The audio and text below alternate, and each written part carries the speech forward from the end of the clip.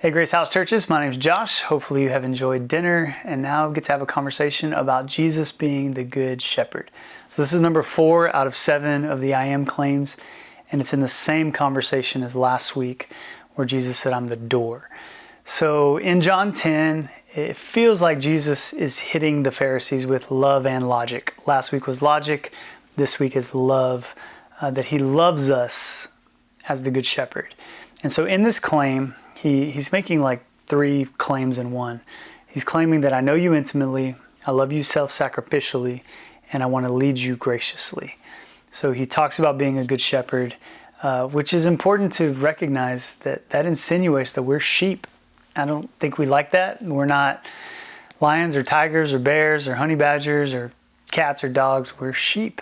And sheep are aimlessly wandering animals who find themselves in danger often without being able to protect themselves, and they are helpless and they're valuable.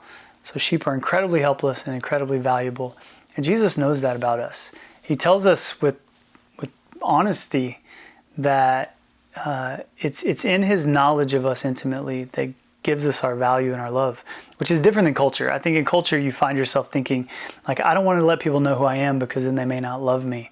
But in Jesus, you have someone who knows you intimately and loves you self-sacrificially.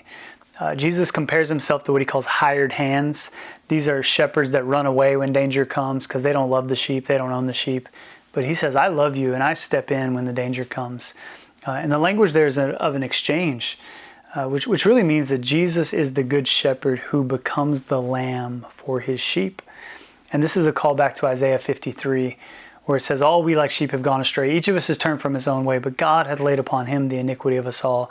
And he, like a sheep going to, like being sheared, goes in silence.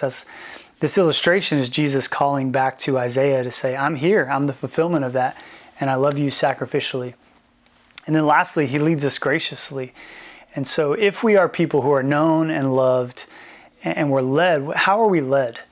And this is where Psalm 23 is this beautiful picture where you read, the Lord is my shepherd, I shall not want. I don't have any needs because of this shepherd. The benefit of having a shepherd means I don't have any needs. He leads me to green pastures. He leads me to quiet waters. Through the valley of the shadow of death, he's with me. He prepares a table for me in the presence of my enemy. He anoints my head with oil. He's leading me to the house of God forever. So the benefits of a shepherd is the glory of Psalm 23, that we can be with him forever, that the nearness of the shepherd is my joy, is my peace, is my comfort. And then we kind of closed it down by saying, what if we run away? What if we leave the good shepherd? What happens? And that led us to Luke 15, where Jesus tells the story of the shepherd who has 100 sheep, but one runs away and he leaves the 99 to get the one. So it's hard for our minds to get around the glory of this picture, that Christ is a good shepherd that pursues us when we were running from him to bring us back into the fold so he could protect us and he could lead us and guide us. And so church, the question is, where are you leading yourself? Where are you running from the good shepherd?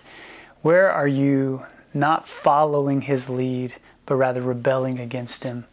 Because wherever that is, wherever you're doing your own thing, because you've been competent, because you've been successful, because you've been gifted in these areas, it's seducing you to believe that you can rely on yourself. Where are you doing that? And the invitation is come back to the Good Shepherd, whether it's for the first time or the 10,000th time. Come back to the Good Shepherd because he wants to lead you to the house of God forever.